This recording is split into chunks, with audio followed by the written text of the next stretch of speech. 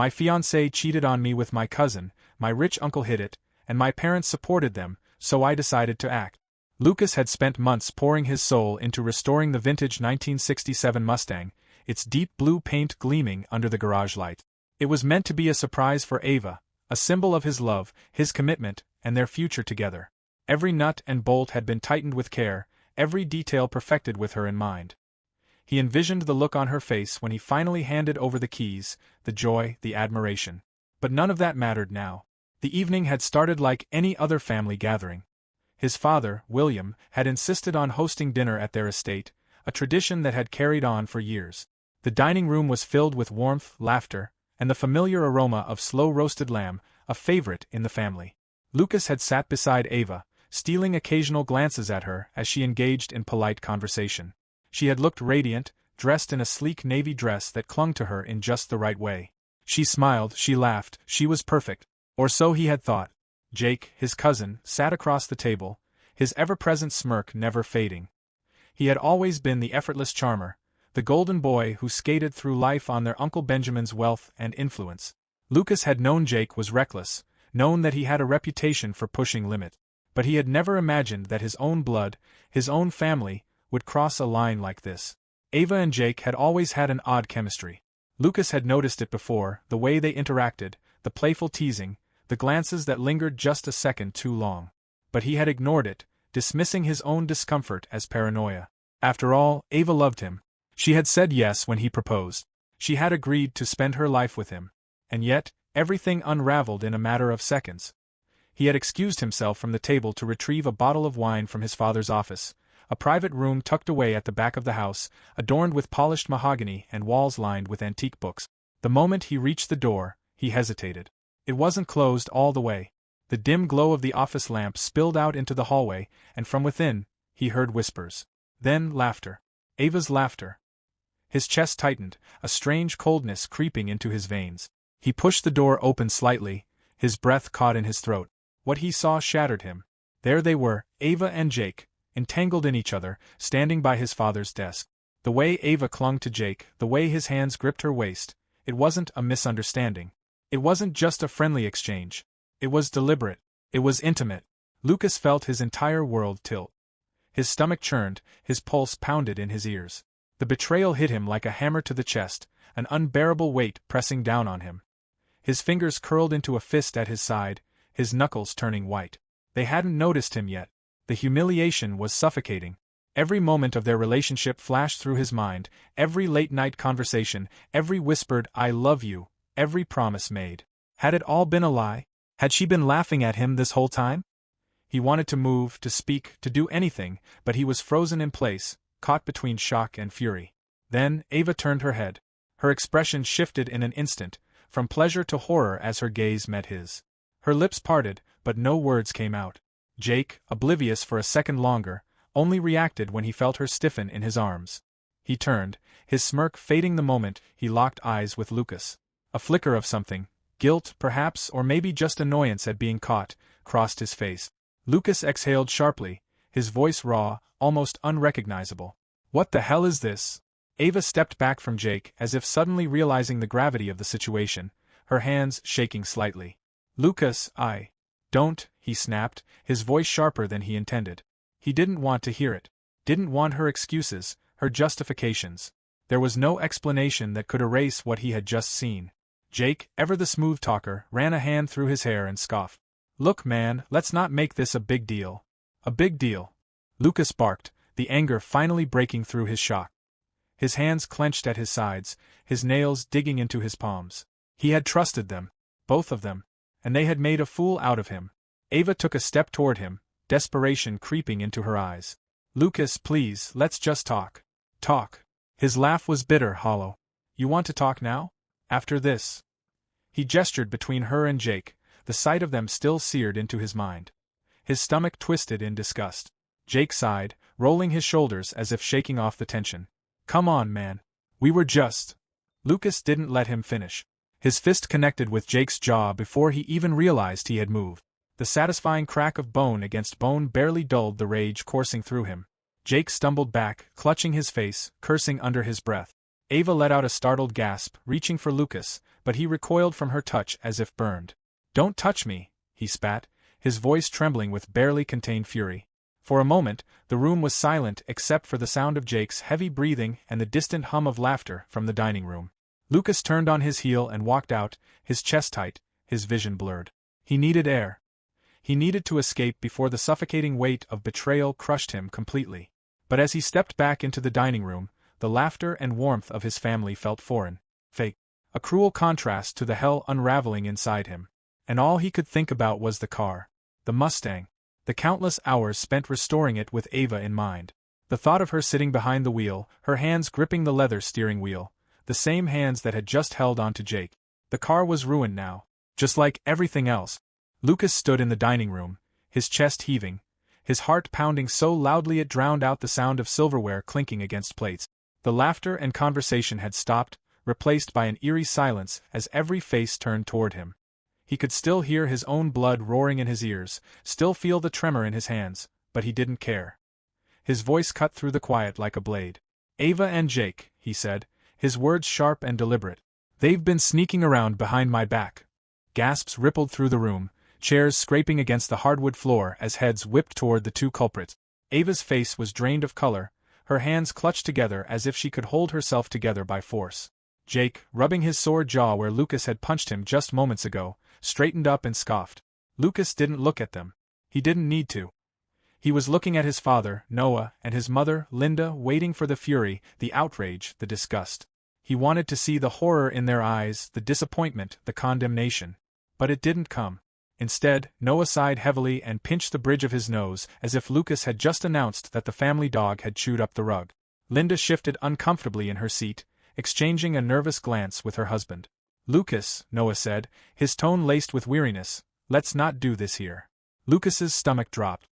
His mother gave a small, strained smile, as if she were trying to pacify a child having a tantrum.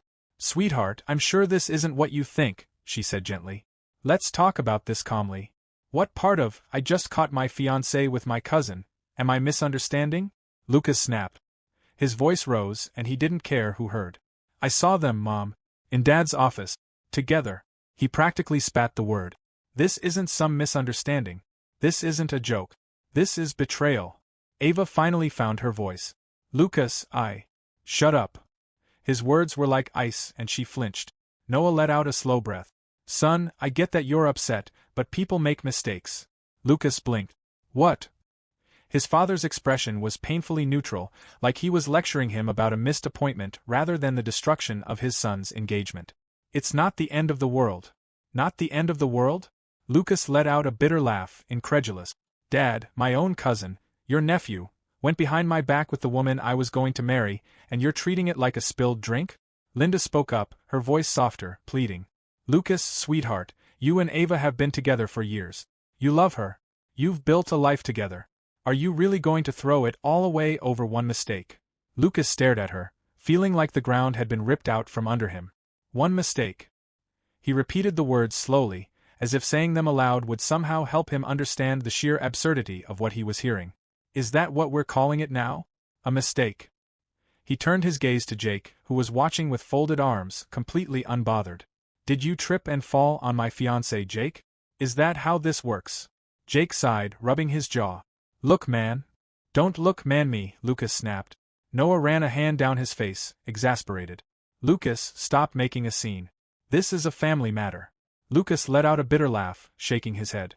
"Oh, I'm sorry. Should I have sent out an invitation for you all to come witness the moment my life got torn apart?" He turned to Linda. "Mom, tell me, would you be saying the same thing if Ava had been with some stranger?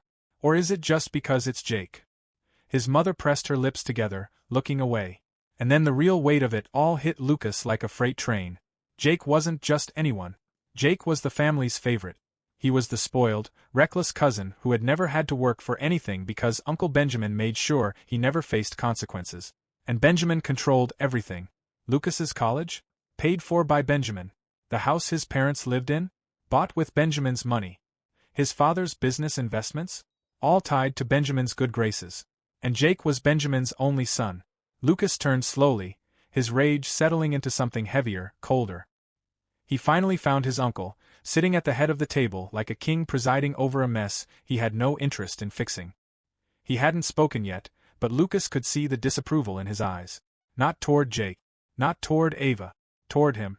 Then Benjamin leaned back in his chair and finally spoke. "This isn't worth tearing the family apart, Lucas." Lucas clenched his jaw. "Tearing the family apart? I'm not the one who did that." Benjamin shrugged. "Jake made a mistake." Lucas laughed, a hollow sound. "That's funny. He doesn't look sorry." Jake still had that infuriating smirk, the kind of smirk a man wears when he knows he'll never face real consequences. Benjamin's expression didn't change. "This is what I'm going to say, and you do well to listen, Lucas." His voice was steady, commanding. "We don't hold grudges in this family. You need to move on." Lucas shook his head, his hands trembling. "Move on." Benjamin spread his hands as if this was the simplest thing in the world. "Forgive and forget. That's how this works. That's how families survive." Lucas felt the weight of every eye in the room pressing down on him. He turned, searching for someone, anyone, to speak up, but all he saw were downcast eyes, awkward shuffles, and avoidance. His father wouldn't take his side. His mother wouldn't take his side. No one was willing to stand against Benjamin. He was alone. Ava sniffled, wiping at her eyes, and suddenly Linda reached out, placing a hand over hers. "Sweetheart, we all make mistakes," she murmured gently. "I know you didn't mean to hurt him."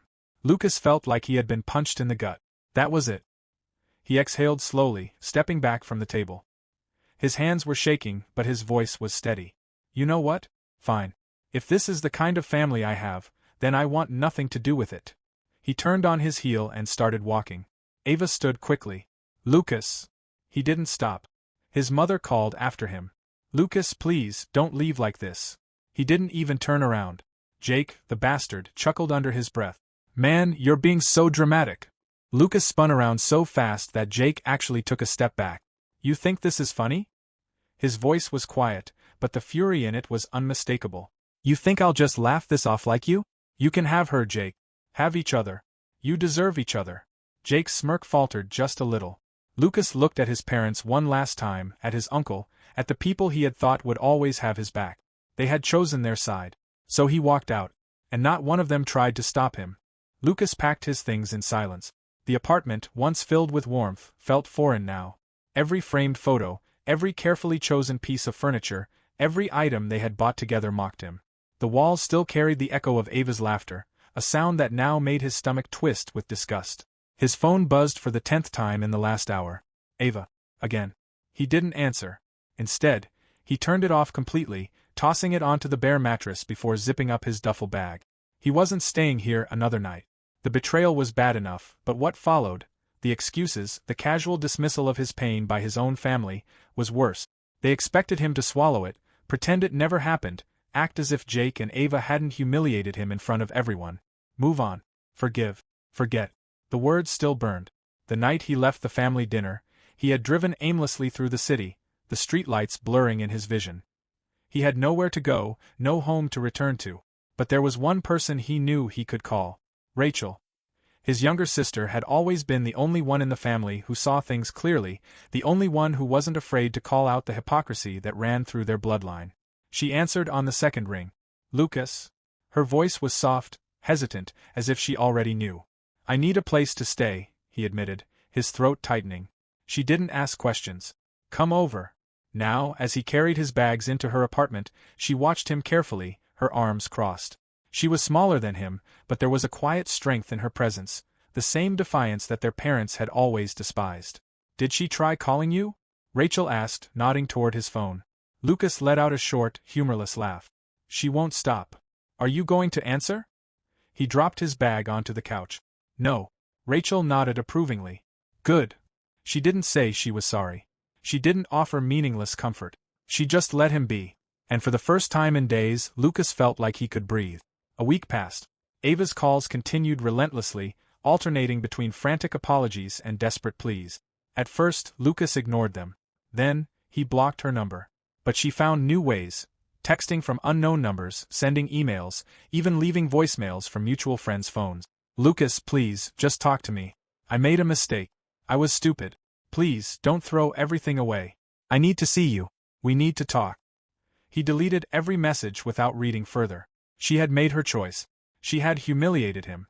And she had expected him to forgive her just because she finally regretted it? No. He was done. Then came the invitation. A formal letter from Benjamin, neatly typed and phrased as if it were a corporate meeting notice rather than a personal matter. Lucas, it is important for our family to put this unfortunate situation behind us. I am hosting a reconciliation dinner this Sunday at my home. You are expected to attend. It is time to move forward. Benjamin. Lucas stared at the letter, gripping it so tightly that the paper crumpled in his hands. Expected. Like he was a damn employee. Like he was being summoned. Rachel read over his shoulder and scoffed. Unbelievable. Lucas didn't reply. He grabbed the letter and ripped it in half before tossing the pieces into the trash. He didn't go to the dinner. The threats started 2 days later. First, it was another letter, this time less polite. Then, it was a phone call from his mother. You need to go, Lucas, Linda pleaded, her voice tight with frustration. This is childish. I'm not going. She sighed sharply. Benjamin is trying to make peace. You're the one keeping this going. Lucas clenched his jaw. I'm not the one who did this, Mom. It's just a dinner, she insisted. Just go sit there and listen. That's all he wants. Lucas laughed coldly. No, Mom. What he wants is to control me, just like he controls the rest of you. There was a long pause. Then, her voice turned colder. Do you even care about what you're doing to us? Lucas stiffened. Excuse me. His mother's voice wavered, but there was an edge beneath it. You don't think about anyone but yourself, do you? You're willing to throw this family away over some stupid mistake. Lucas gritted his teeth. Don't call it that. His father's voice came through the phone now, rough and tired. Listen, son. Benjamin's cutting us off. Lucas went still. Noah exhaled. The house. The business. Everything. He's pulling his financial support. Lucas stared at the wall, the words slowly sinking in. He shouldn't have been surprised. Benjamin owned them. His father cleared his throat. We'll lose everything, Lucas. All because you won't let this go. Something inside Lucas snapped. You're blaming me? You could have handled this differently, his mother snapped. You could have just gone along with it. Like the rest of us. Lucas let out a bitter laugh. That's the problem, isn't it?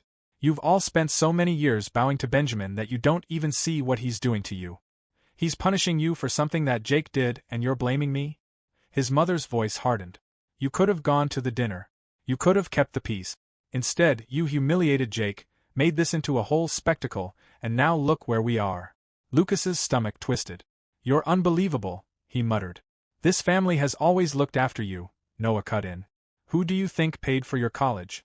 Who made sure you had opportunities? Lucas knew exactly what his father was implying. Benjamin. The man who had funded everything in their lives. The price? Their obedience. You want me to sell my dignity to keep Benjamin happy? Lucas asked, his voice dangerously low. You need to be reasonable, Linda snapped. Lucas laughed darkly. No. What I need is to not be part of this disgusting family anymore. His mother let out a harsh breath. You are selfish, Lucas. Lucas felt something cold settle inside him. His own mother. His own father. Turning on him because he refused to let himself be walked over. Goodbye, Mom. Before she could say another word, he hung up. Rachel found him sitting in the living room later that night, staring at the blank TV screen. She didn't ask what happened.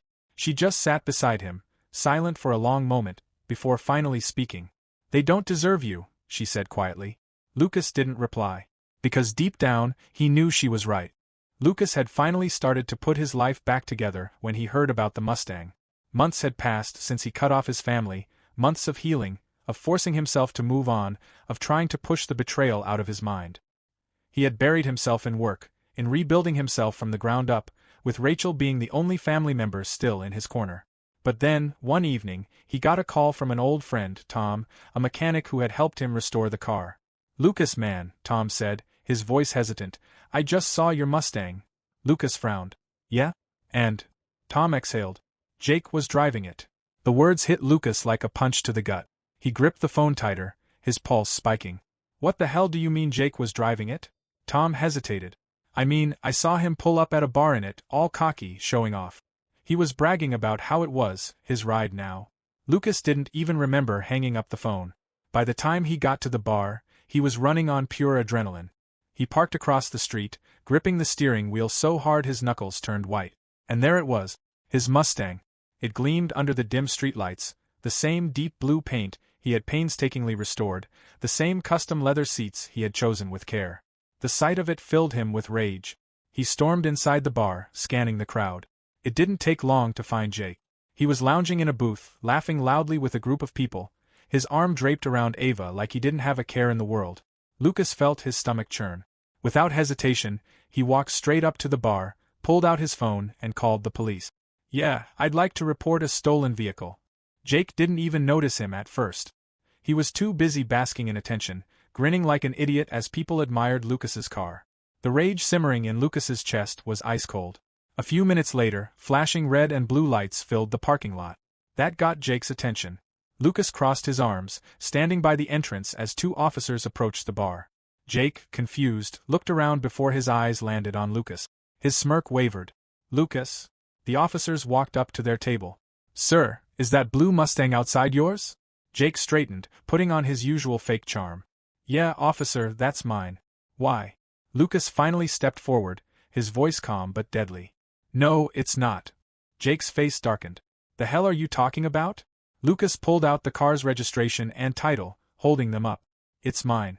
Registered in my name. I never sold it, never transferred ownership."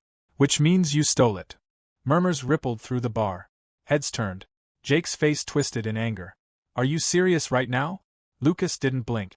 "Dead serious." The officers took the paperwork from Lucas, scanning it before turning to Jake. "Sir, we need to step outside." Jake shot up from his seat, furious. "This is bullshit." One of the officers gave him a look. "You're driving a car that doesn't belong to you. We can do this the easy way, or—" Jake slammed his fists on the table, his face red. "It's my damn car. Ava gave it to me." Lucas let out a cold, humorless laugh. "Oh, so you let her steal it for you? That's even better." Ava, who had been silent this whole time, finally spoke. "Lucas, He didn't even look at her." "Shut up." Jake's bravado crumbled as the officers made him step outside. The moment they ran the plates and confirmed Lucas's ownership, Jake lost it.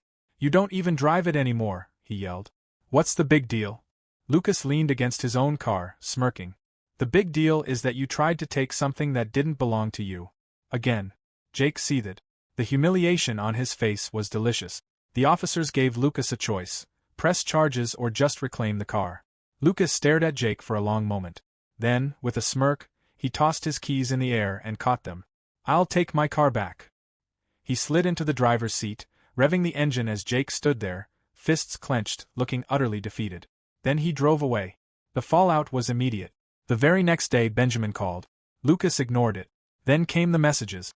"You crossed the line, Lucas. I told you to move on, and this is what you do? You humiliate Jake in public?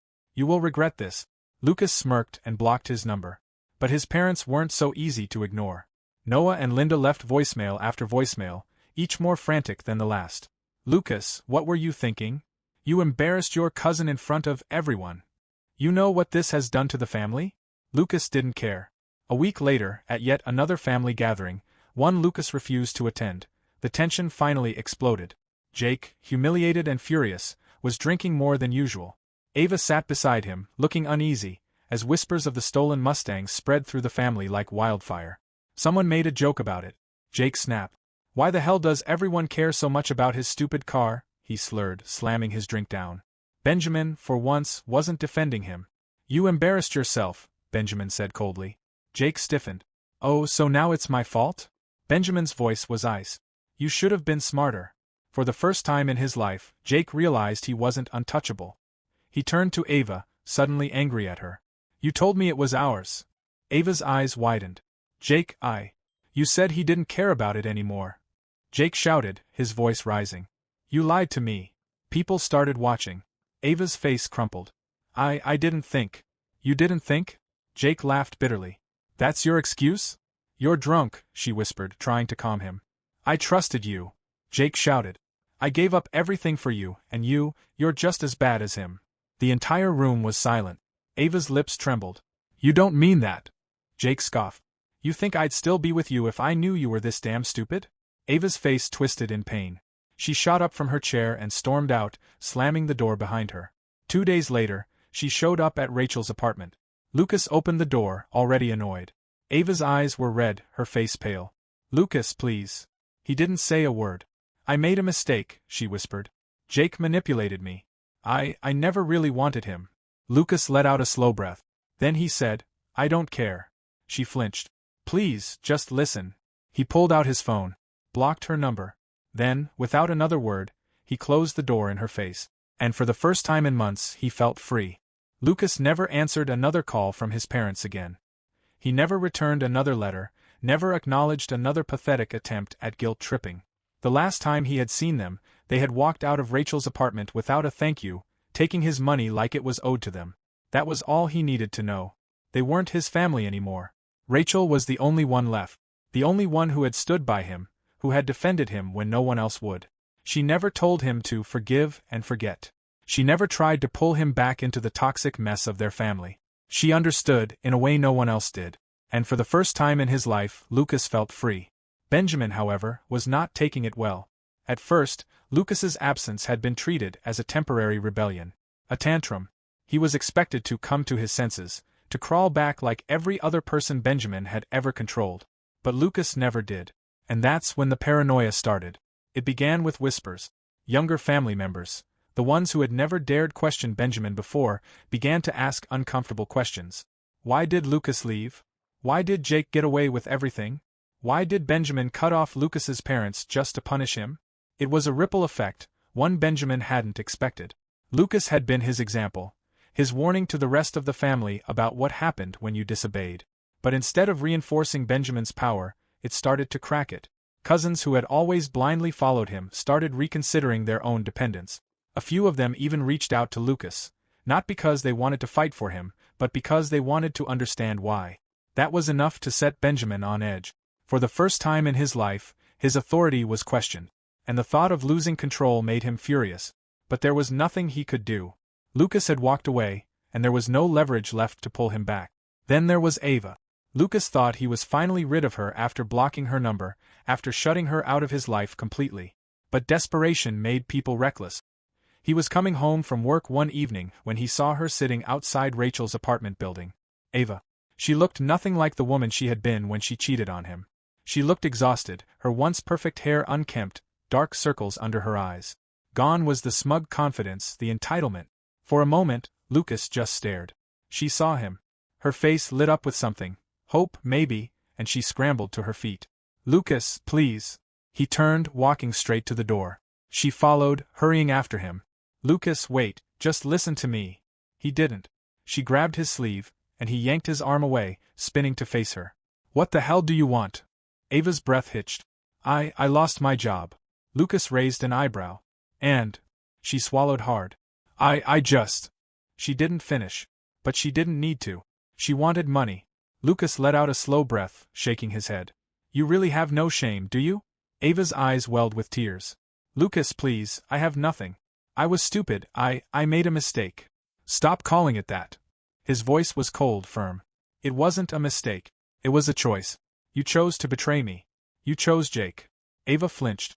Lucas exhaled, staring at the woman he once thought he would marry.